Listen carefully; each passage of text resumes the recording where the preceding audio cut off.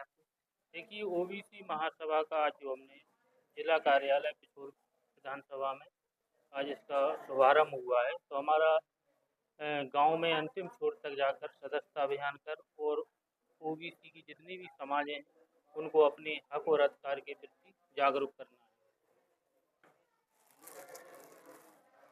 क्या नाम है भाई साहब आपका? एडवोकेट राजेंद्र सिंह लोधी, ओबीसी महासभा कार्यकारिणी जिलाध्यक्ष शिवपुरी।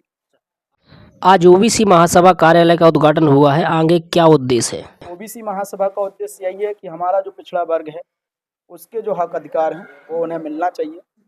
जैसे कि इस देश में लगातार गैर बराबरी की बात जो की जा रही है, आज हमारा एक बहुत बड़ा वर्ग कहीं ना कहीं तमाम सुख सुविधाओं से वंचित है। तो हमारे ओबीसी महासभा की यही लड़ाई है कि हमारे वर्ग को भी वो सुख सुविधाएं मिलना चाहिए जो कम संख्या में भी लोग हैं और उनको बराबरी मिल रही है।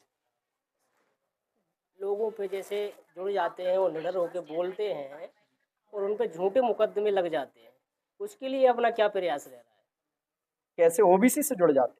हाँ, नहीं, ओबीसी से जुड़ रहे हैं व्यक्ति और वो निडर होकर बोलते हैं और उन पे झूठे मुकदमे लगवा दिए जाते हैं। देखिए आपका जो बात कहना सत्य है। हमारा ओबीसी महासभा का जो कार्यकर्ता अगर निडर होकर बोलता है और अगर वो हक अधिकार की बात बोल रहा है और अगर हक अधिकार की बात बोलने पर अगर उस पर मुकदमे करे जा रहे हैं या वो किसी भी प्रकार से कुछ बोल रहा है अपने हक अधिकार के लिए और अगर उस पर झूठे मुकदमे लगाए जाएंगे तो ओबीसी महासभा उसकी ताकत से लड़ाई लड़ेगी।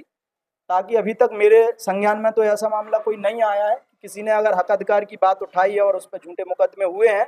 अगर पूर्व में ऐसा होगा तो ओबीसी महासभा उसकी पूर्ण रूप से लड़ाई लड़ेगी और मिलकर लड़ाई लड़ेगी सभी साथियों के द्वारा।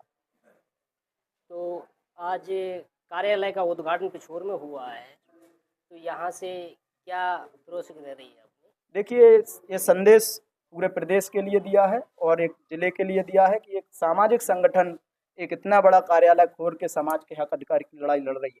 तमाम पार्टियों के लिए तो तमाम फंडिंग होती है, तब वो जाकर अपनी पार्टियों को संचालित करते हैं, लेकिन यह संगठन गरीब मजदूर किसान नौजवान के बेटे चला रहे हैं और इस संगठन को हम उसी शिखर तक ले जाएंगे जिस सपने को हमारे महापुरुषों ने देखा है। हम उनके पद चिन्हों पर चढ़कर इस संगठन की विचारधारा को पूरे देश में फैलाने का काम करेंगे। आपको अभी नया पद मिला है, तो आप अपने विचार किस हिसाब से रख रहे हो? तो मुझे जो जिम्मेदारी राष्ट्रीय कोर कमेटी मेंबरों ने दी है, मुझे जो जिम्मेदारी हमारे प्रदेश के पदाधिकारियों ने दी है, मैं उस जिम्मेदारी को पूर्ण रूप से निर्वहन करूंगा और मेरे अंदर जितना भी सामर्थ्य है, जो भी सूझबूझ मेरे अंदर है और जो भी मेरे मार्गदर्शक जो लोग हैं वो मुझे समय समय पर जो बताते जाएंगे उसके हिसाब से मैं ओबीसी महासभा का विस्तार करता जाऊंगा और अपने अन्य पिछड़ा वर्ग के हक अधिकार लेने के लिए मैं हर एक नौजवान के लिए तैयार करूंगा। मेरे स्वयं जी, मेरा नाम योगेश कुमार है। हम प्राणपुरा कुटीलामड़ से हमारा गांव का नाम है और करेरा तहसील में आते हैं।